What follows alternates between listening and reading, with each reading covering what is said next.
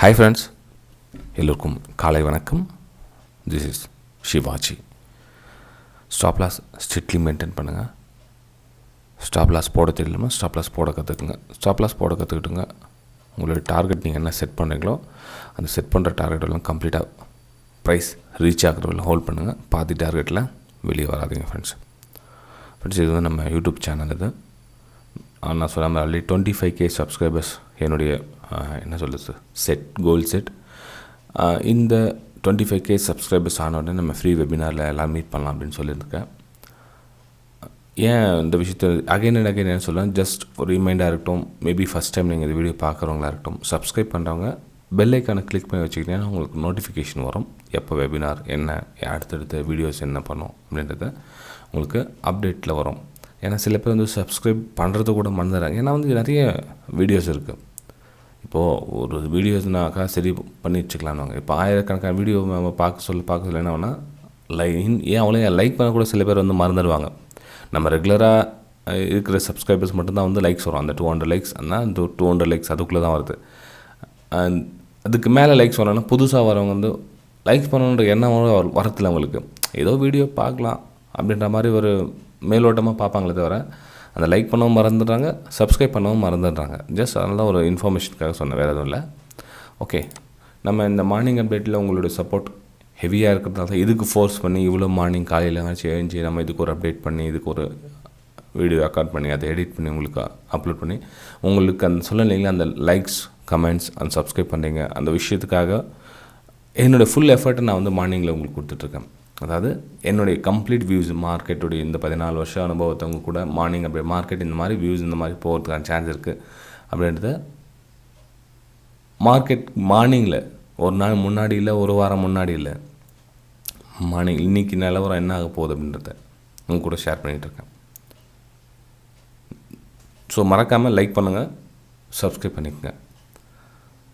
சரி ஃப்ரெண்ட்ஸ், நம்ம Nifty 15 bank Nifty வந்து ரெகுலராக பார்த்துட்ருக்கோம். அது போகிறதுக்கு முன்னாடி என்னுடைய யூடியூப் வியூவர்ஸ், சப்ஸ்கிரைபர்ஸ், ஃப்ரெண்ட்ஸ் எல்லோருக்கும் என் மனமார்ந்த நன்றிகளை தெரிவிச்சுக்கிறேன். அகைன் உங்களுடைய சப்போர்ட்டில் என்னால் சேனல் ரன் பண்ண முடியாது, திரும்பவும் சொல்லிட்டேன். சரி ஃப்ரெண்ட்ஸ், ஃபஸ்ட் நம்ம குளோபல் இண்டெக்ஸ் சொல்லிட்டு போய் பார்த்துட்டு வந்துடலாம் என்ன கண்டிஷன் இருக்குது அப்படின்னு. சில பேர் கேட்குறாங்க, இது ஏன் பார்க்கணும் சார் அப்படின்றாங்க. இது வந்து எப்படின்னா, நம்ம காலையில் ஏஞ்சிக்கிறோம், ஒரு நியூஸ் பேப்பர் பார்க்க சொல்லி என்ன ஒரு மேலோட்டமாக பார்க்குறீங்களா, இது வந்து நம்ம ஃபுல்லாக டீப்பாகவும் எடுத்துக்க போகிறது கிடையாது. ஓகேங்களா? என்ன சொல்லுறது, ஒரு அணில் வர மாதிரி வச்சுக்கிங்களேன். ஏதோ ஒரு வியூஸ் மார்க்கெட் வந்து இந்த டைரெக்ஷனில் போனால் என்ன பண்ணலாம், எப்படி இந்த டைரெக்ஷனில் போகுமா, இது எப்படின்னா திரும்பும். இப்போ 83 பாயிண்ட் வந்து எக்ஸிஸ்டிங் வந்து மைனஸில் காமிக்குது. ஓகேங்களா?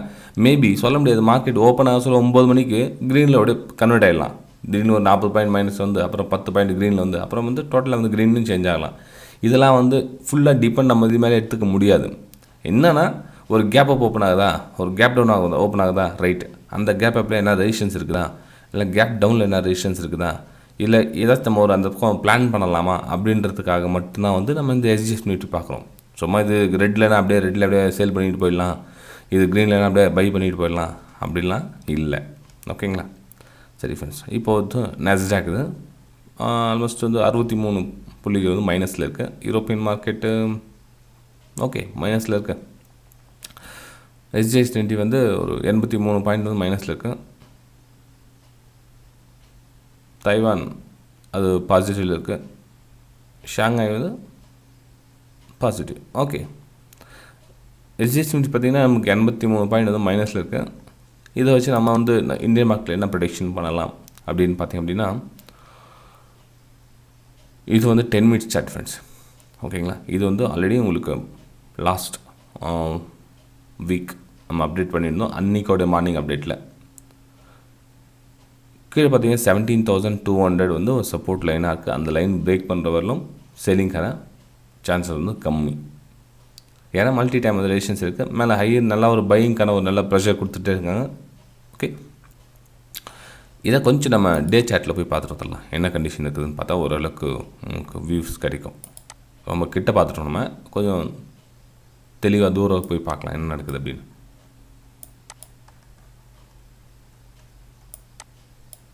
இது பாருங்கள், இது ரெசிஸ்டன்ஸ் லைன் ரைட்டுங்களா.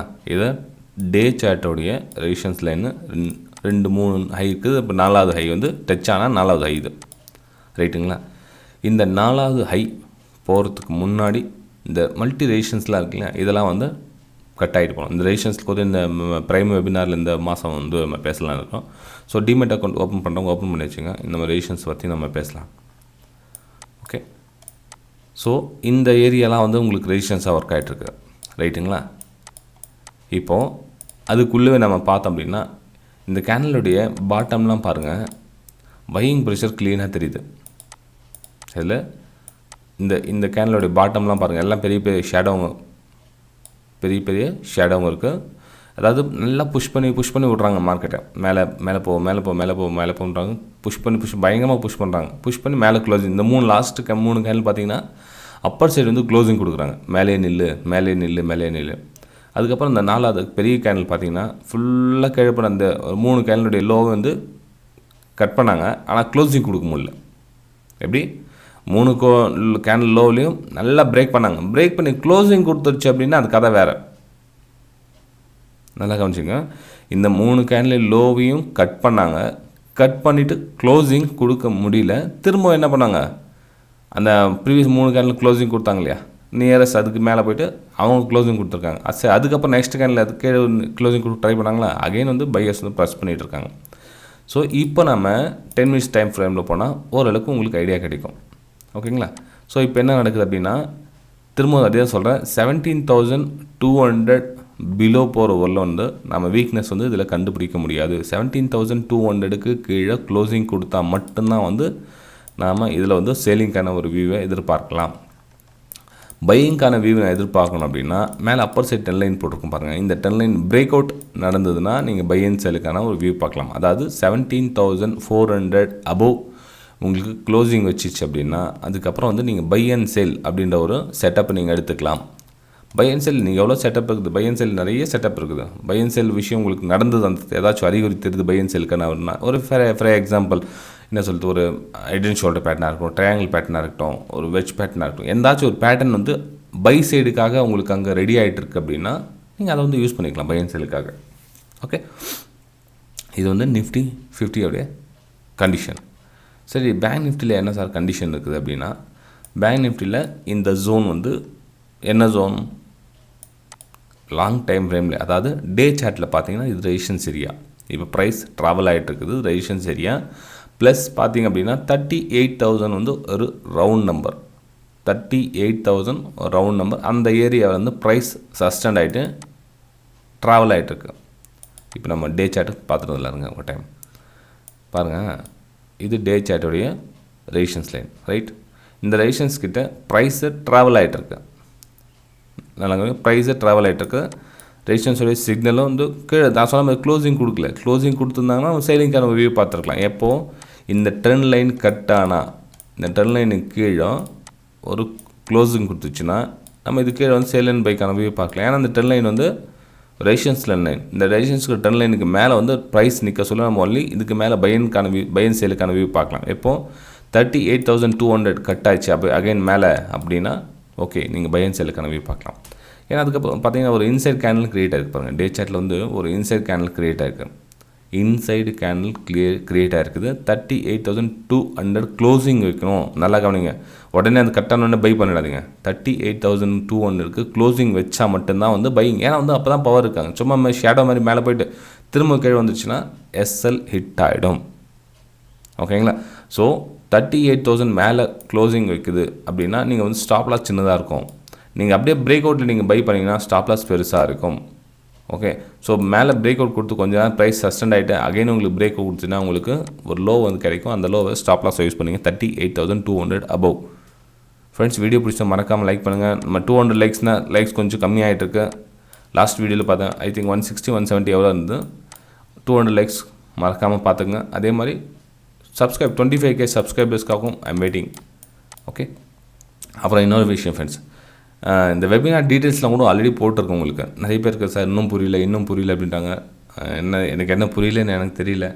ஏன்னா டைமிங் எந்த டைமிங் 7 அப்படின்றாங்க. டைமிங்கில் நீங்கள் உங்களுக்கு எந்த டைமுக்கு அந்த டைம் வரலாம் ஃப்ரெண்ட்ஸ். இப்போ டே ஷிஃப்ட், நைட் ஷிஃப்ட் அதுக்கேற்ற மாதிரி தான் அந்த எல்லா கண்டென்ட் இருக்குது. இந்த டைம் தான் அந்த டைம் தான், பர்டிகுலர் டைம் இல்லைங்க. ஏன்னா எல்லாமே உங்களுக்கு ரெக்கார்டட் கண்டென்ட்டாக இருக்கிறதால உங்களுக்கு எந்த டவுட்டும் இருக்குது வராது. மேபி டவுட் வந்ததுன்னா நீங்கள் அப்போ உங்களுக்கு எப்போ ஃப்ரீ டைமுக்கு அந்த டைம் நீங்கள் வந்து கேட்டு தெரிஞ்சுக்கலாம். ஓகே, சரி ஃப்ரெண்ட்ஸ், நம்ம அடுத்த வழி சந்திக்கலாம். பாய்.